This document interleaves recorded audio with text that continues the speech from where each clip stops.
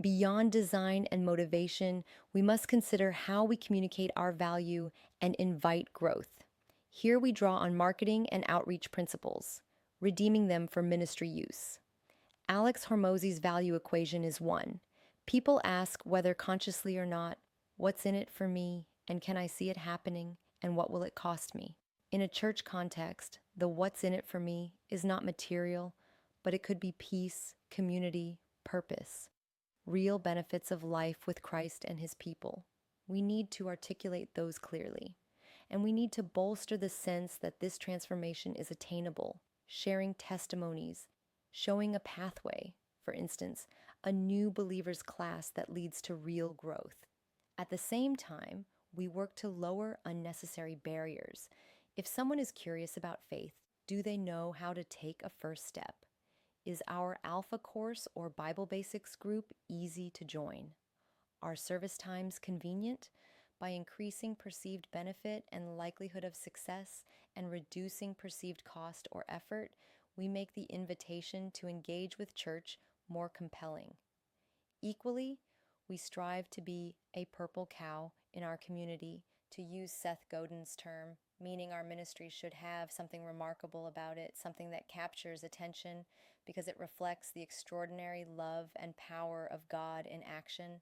Perhaps it's a uniquely welcoming culture that people talk about, or a ministry to the poor that no one else is doing, or creativity in worship that connects with artists.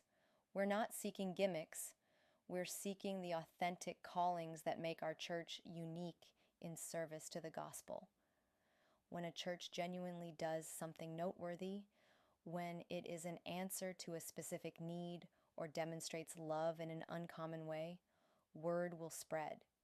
That kind of positive word of mouth is the best marketing of all because it's rooted in real impact.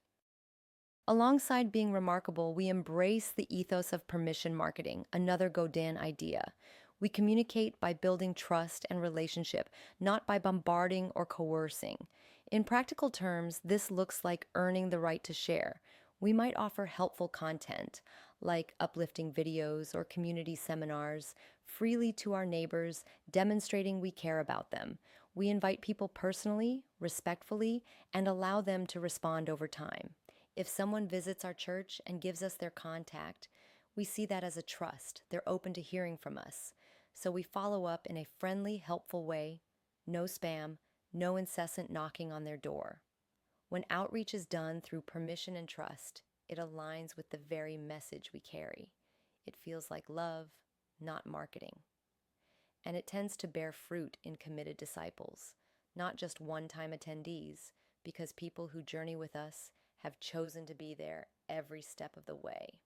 Our fourth lens zooms out to the big picture: systems thinking and continual renewal of the church as an organization.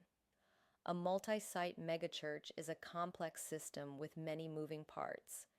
Using a systems practice toolkit approach, we can diagram how various ministries and factors interrelate. This helps us spot unintended consequences and hidden opportunities. For example, we might realize that a change in our youth program could influence Sunday attendance, or that communication issues between campuses are affecting volunteer morale. By seeing these connections, we can focus on leverage points, strategic spots where a small change can produce a big effect.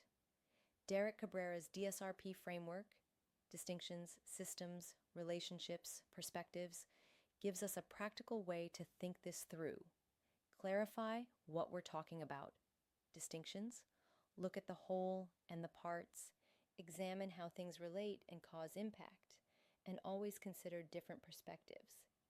How does a change look to a longtime member versus a new believer, for example? This disciplined thinking prevents oversimplified solutions and helps tailor more holistic strategies. Systems thinking also teaches us to embrace both and solutions through what Gemma Jong calls polarity wisdom. Many challenges in church are enduring tensions to manage, not problems to eliminate. Should we centralize to stay unified or decentralize to empower local campuses? The answer is both. in measure? Should we focus on nurturing our members or reaching the lost? Both, of course.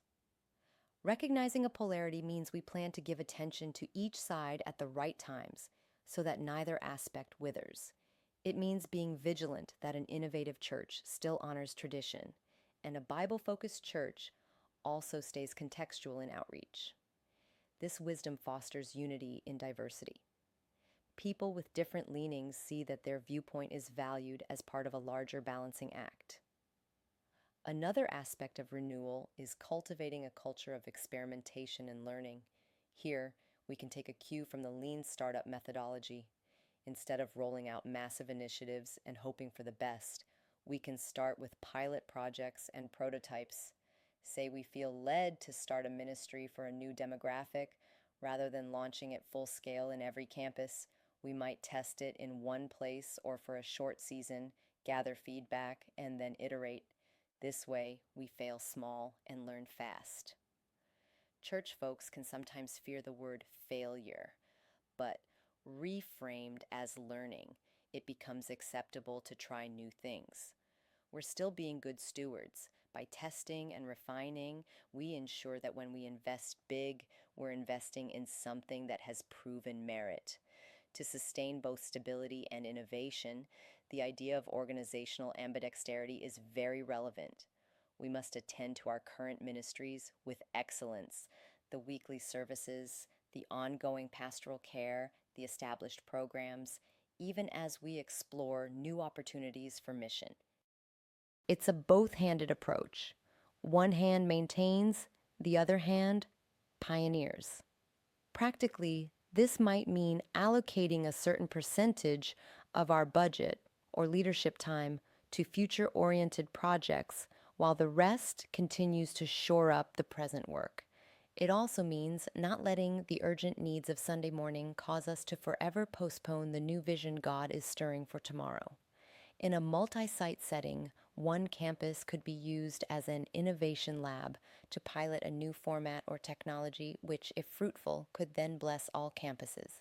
Blue Ocean Strategy encourages us in these pioneering efforts to seek out those areas where we're not simply doing what everyone else is doing a bit better, but doing what others aren't doing at all. What populations in our city are untouched by any church? What needs are going unmet? Those blue oceans might be where our next campus or initiative should go. It could be ministering to a language group that has no church or addressing a social issue no one has tackled from a faith perspective. The beauty of a blue ocean approach is that it's not about competition. It's about creation, creating new avenues for people to encounter Christ. And often it's in those uncharted waters that we see the miraculous catch of fish. When we follow Jesus to cast our nets on the other side of the boat, we sometimes find abundance where before there was none.